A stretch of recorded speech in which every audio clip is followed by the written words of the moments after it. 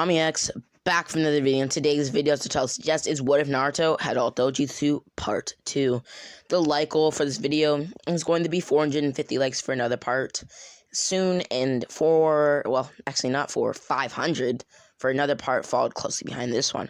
So make sure to like, share the video to a friend who likes what ifs, comment your thoughts and feelings down below, and maybe some what if suggestions. Hit that like and subscribe button, as I want to hit 5K by June, as that is just a milestone, and then it will be road to 10K.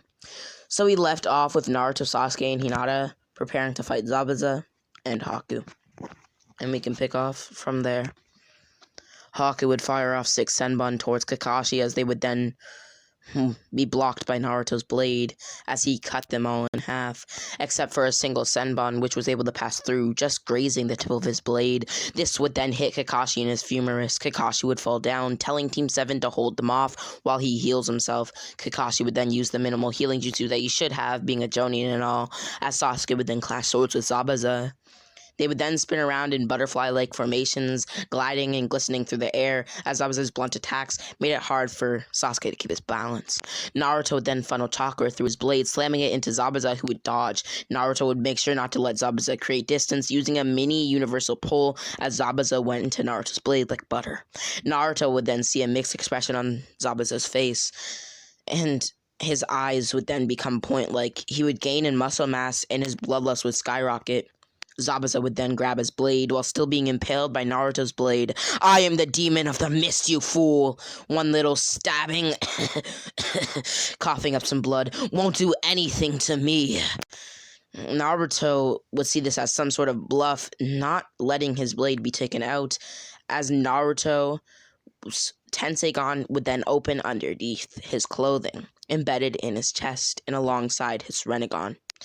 Also, some people are confused about this concept. Naruto's other dojutsu are embedded along his chest, and his Rinne Sharingan is concealed on his chest and sometimes in his head, but you can't see it, or the Naruto characters in the Naruto verse.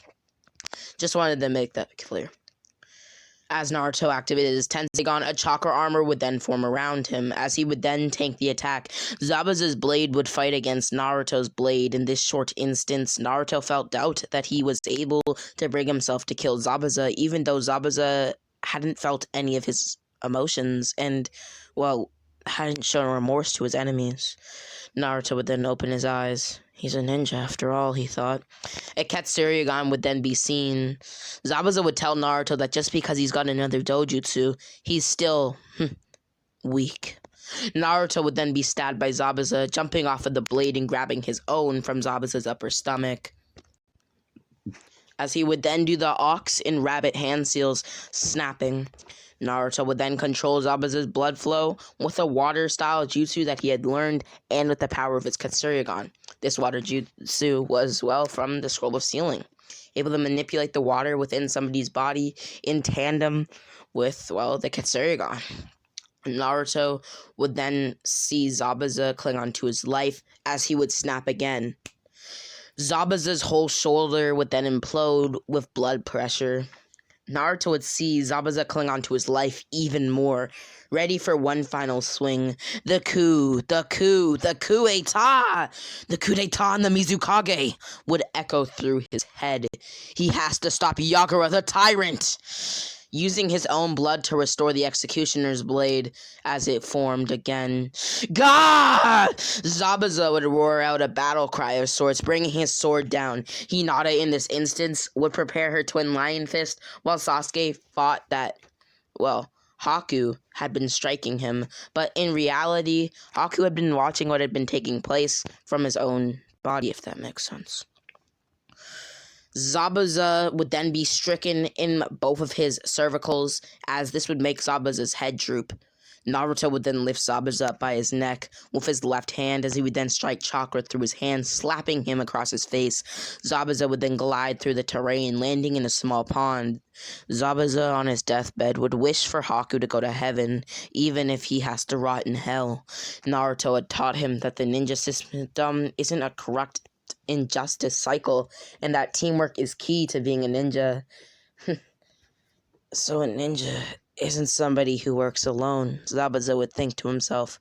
before passing on to the land of the dead, as he gasped for his last breath of fresh air.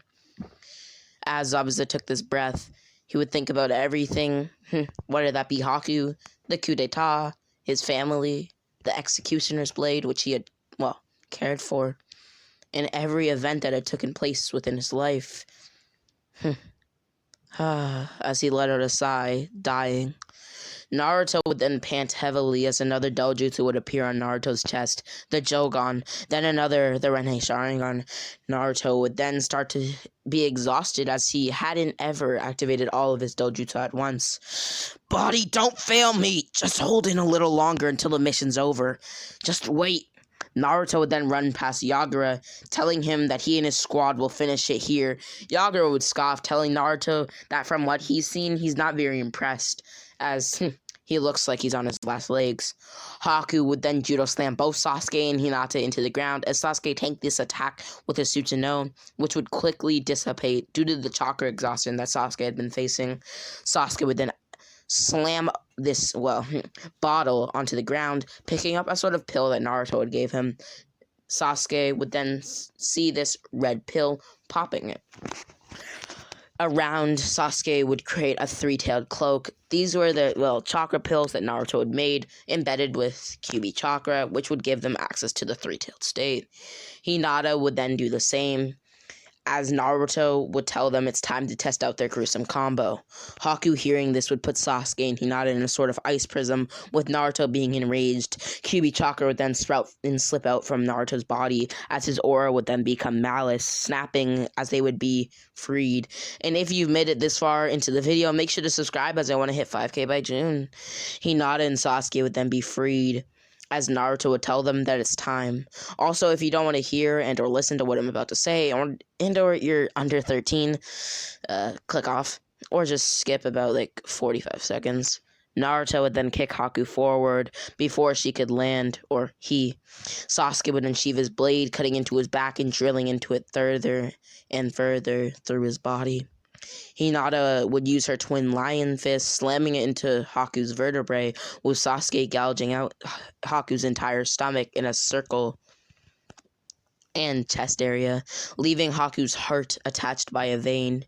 Naruto would see Haku's life start to slip out from his body, as Naruto would sigh, cutting off this end and ending Haku's life entirely. Naruto would then hold Haku's heart in his hand, telling it to go to heaven, as he would then throw it as high as he could into the air, and using a lightning jutsu, he would strike it down to the ground, and with a quick splatter, he would squeeze it as it exploded onto all of them. Yagura would be pleased, clapping to know that the Genin weren't just being backed up by Kakashi's word. Yagura would tell them that they accomplished the first part of the mission, but don't get cocky, picking up Kakashi, as Kakashi would then use his Biju Chakra, third tail state, which, Naruto had given him, healing himself and his wounds. They would then rest up in the land of waves, healing and stocking up on things like kunai, as they would then venture out to find Kisame Hochigake, a legendary swordsman, and Samehada, his blade. Naruto would then bury Haku and Zabuza and give Yagura the executioner's blade. We now skip to them finding Kisame. Kisame would then sense himself being followed from the large chakra sources which he could detect. Kisame would then decide to not get them off of his track and honor the ideals, the ones that Yagura had instilled into himself. Kisame would then get into a battle stance. Wait, what? Yagura? Lord Third? What are you doing here with these leaf rats? It's my business. You have the legendary blade, Samehada. Kisame would tell Yagura that he will not hand over the blade over his dead body. Yagura would hear this, transforming into the three-taileds and launching a massive tailed beast bomb infused with water style for extra pressure. Naruto would be amazed at what Yagura could do with his Biju, realizing that all tailed beasts must have the tailed beast bomb, as from what Kurama's told him, or the Nine Tails. The Three Tails was the third weakest tailed beast, as he only had 3 tails, and he was the strongest, meaning that the One Tails was the weakest. Samehada would then chow down on the tailed beast bomb, as Yagura would then look surprised within his tailed beast, but would smirk. You of all people know that Samehara can devour any chakra, you fool. Has being a tyrant gotten to your head? Yagura would then say that he is the only fool and that he is no longer a tyrant. Aren't you the one who's outnumbered? Whatever. Samehara would then grow in size due to the massive chakra that he had devoured. Kisame's grasp on Samehara would start to weaken as it had gotten heavier. Samehara would then jump onto Yagura, attaching to his arm and chowing down on it. Kisame would smirk and laugh. Yagura, it's over. Yagura would then tell him that it's not over, and that Samehara, well, is now his own blade. Samehara would then feed back Yagura his own chakra. Now look who the only fool is. You. It's over. Now surrender and give up, Kisame Hoshigake. You can still live, but you'll be imprisoned. Kisame would tell Yagura that he will never give up. Never. Fine. Team 7, do your thing. Sasuke would then run at Kisame, pulling Kisame's arms outwards as Hinata would do the same on the opposite end.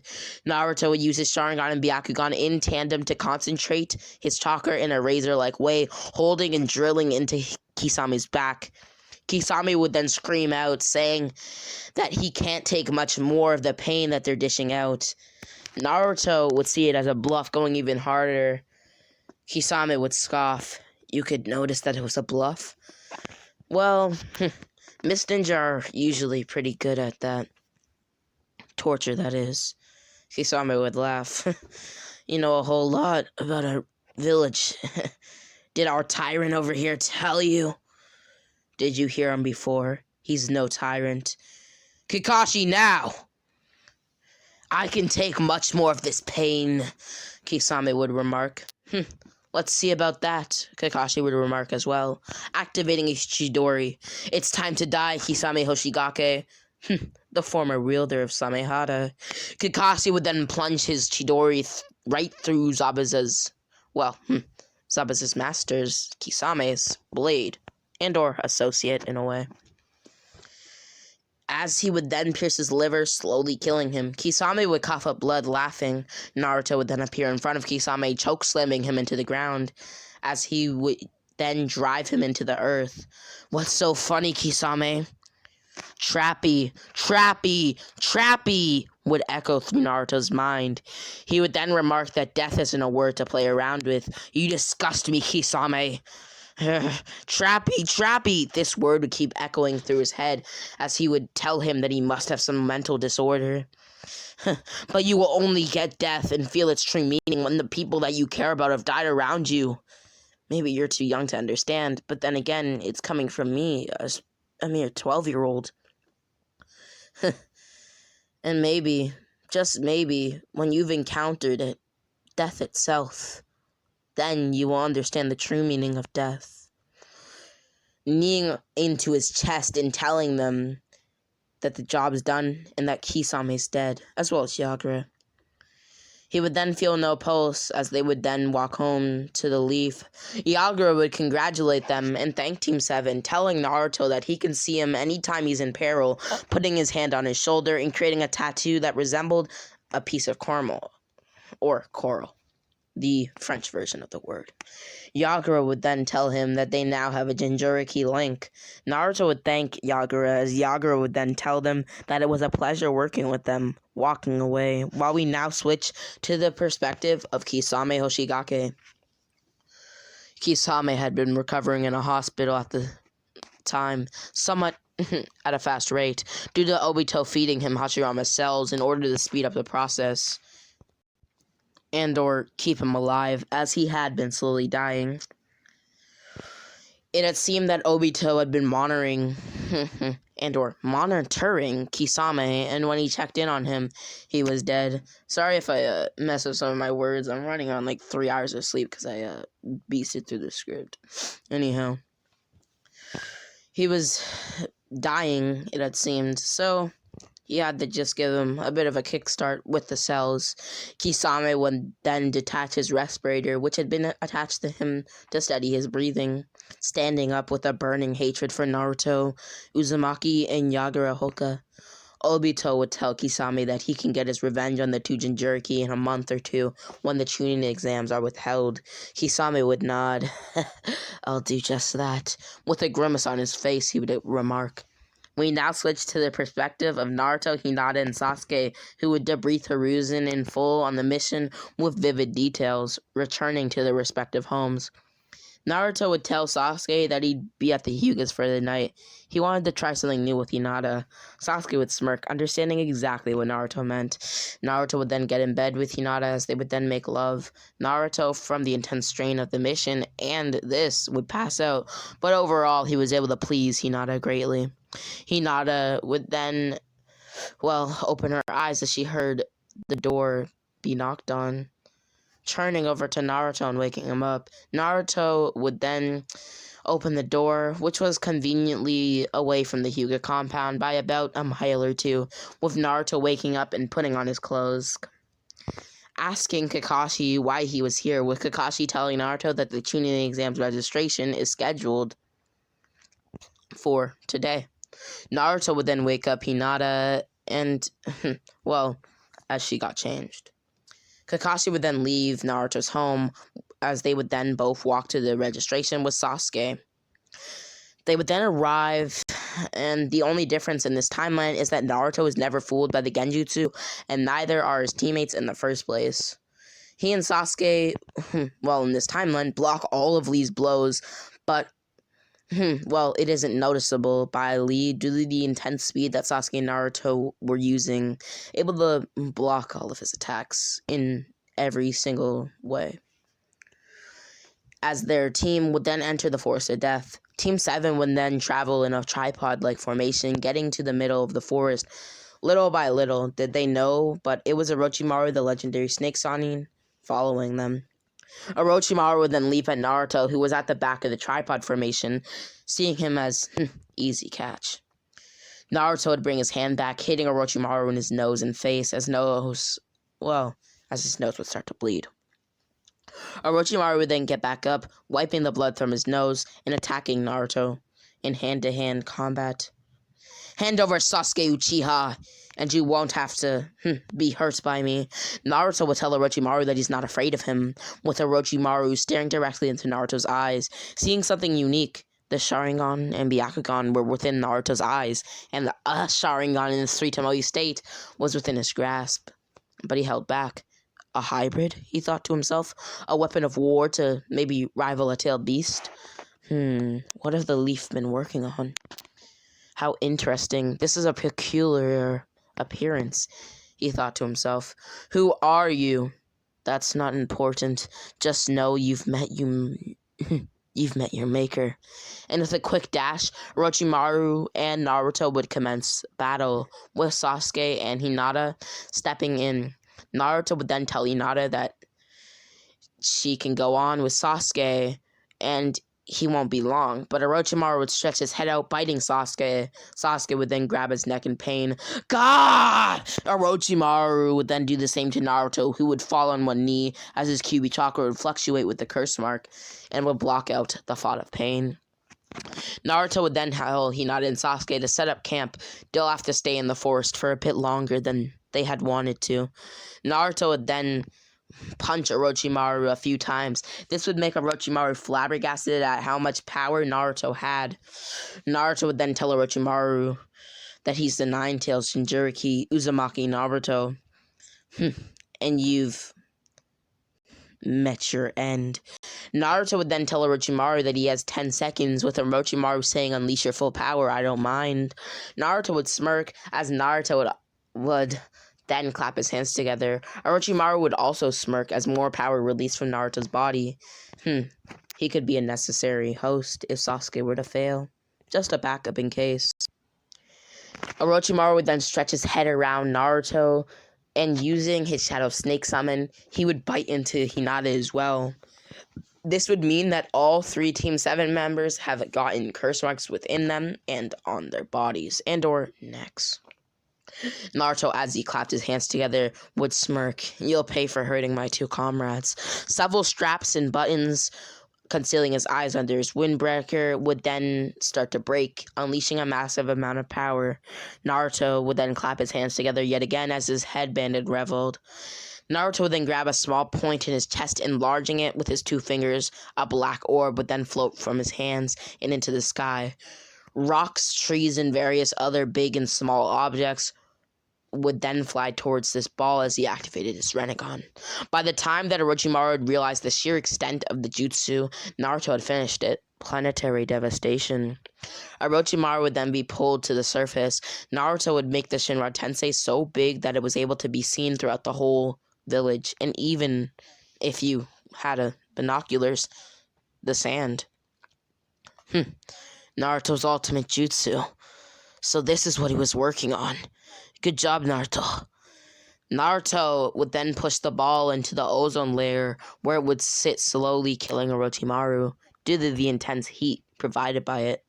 Naruto would then fall on one knee. He had made it a bit too big and realized that he needs to hone the chakra amount so that it doesn't drain him as much as it did just now and leave him deprived of energy. Naruto would then link back up with Hinata and Sasuke as they completed the exams, dashing off to the third Hokage's office. They would then relay him two things. Orochimaru has his ninja in the forest, and they attacked Hinata and Sasuke, though they were no match. Sasuke used his Mangekyo ability, the Susanoo, and Hinata used the Twin Lion Fist to defend. And two, that Orochimaru himself had been in the forest of death, but Naruto had dealt with him, remarking that he was in the moon-like ball above them. Hiruzen had already had his battle gear on, suspecting that had been some sort of enemy attack, but it seemed that it was Naruto. Hiruzen would tell Naruto, Hinata, and Sasuke that they did well, as Team 7 would then go on to do the preliminaries. The matchups don't change besides the fact that Hinata ties with Neji, who was surprised at her growth, making Neji have to fight Naruto, which means that it goes into the real Chunin exams, and they have a month to train. Naruto would focus on lessening the drain of the Shinra Tensei in the first day, otherwise known as planetary devastation. Naruto would then take a break after he shortened the chakra toll, going into the Leaf Village. Naruto would then see the same headband that Orochimaru had on an old man with white long hair that was basically tied up into a ponytail, but was still let down, unkept. Naruto would immediately almighty pull and or universal pull. Jiraiya, or so he thought, was his enemy, but in reality, Jiraiya was far from his enemy. Pulling back a punch, Naruto would remark that he dealt with his companion. My companion, Jiraiya thought to himself. I travel alone for my research. Jiraiya would then block Naruto's punch. Naruto would then activate his Sharingan. Yeah, right, your research? As he kicked Jiraiya in his ribcage. Probably your research getting Uchiha. But they're not around anymore. Getting Uchiha? What the hell is he getting at? Naruto would then kick Jiraiya in his ribcage, judo flipping him to the ground. Naruto would then condense his chakra with the help of the Byakugan and Sharingan into a razor-like chakra source. As the vermilion chakra of the Kyuubi would start to form around him and surround his hands, Jiraiya would notice this. Jiraiya would then tell Naruto that he isn't his enemy, with Naruto telling Jiraiya to prove it, in hopes of Naruto not killing him or damaging him further to make him be suspicious of. He was also in an awkward position, so he would tell Naruto that he is Minato's master. Yeah, right, my father trained under you. You caught me off guard was all. Not every day some kid attacks you while you're doing research. Because I am Jiraiya, the legendary Toad Sannin. Oh, I faced off against the Sannin about a day's time from now. Jiraiya would scoff. His name was Orochimaru, the Snake Sannin. Don't scoff at me either. Where is his body? Naruto would point up. Jiraiya would be shocked. Wait, what? Do you have the Rinnegan? Naruto would nod slowly, tearing his windbreaker in two and showing Jiraiya the several dojutsu he had under his chest plate. Naruto would then tell Jiraiya that he wants to learn his jutsu, as he has nothing to train on for the rest of the month. Naruto would then take Jiraiya over to a concealed training ground, where Jiraiya would teach Naruto the summoning jutsu. Naruto would master this jutsu in about 3 days, and then he would start to teach Naruto the Rasengan. And on the first day, Naruto managed to get to the second stage of the jutsu, and by the third day, he managed to perfect the jutsu with one hand. We now switch to the perspective of Sasuke, who had been learning to control the Chidori and practicing it with his master Kakashi. And now the perspective of Hinata, who is being trained under Anko and was just finishing her training. Hinata would learn the snake summoning from Anko, the fire release dragon fire technique, the hidden shadow snake hands, and the many hidden shadow snakes. Naruto would check in on her with Sasuke. They would then take her to train as Naruto taught Hinata his newly obtained jutsu, the Rasengan. It would take time for Hinata to master the jutsu, but she would with the help of her Byakugan. Sasuke getting the ninja hound summoning would make his deception skills much higher, as they would then hone their skills in heavy spars with each other, and by the end of the month, they had obtained massive amps. They would then take the tuning exams with every battle going the same except for Gaara versus Sasuke and Naruto versus Neji. Anyhow, this was What If Naruto Had All Dojutsu Part 2, and the like goal for this video, like I said earlier, is 450 likes for another part soon, and 500 likes for another part followed closely behind this one. So make sure to share the video to a friend who likes what ifs, or just anime content in general. Subscribe, as I really do want to reach 5K by June, and then 10K by the end of the year. And as always, Rami X out.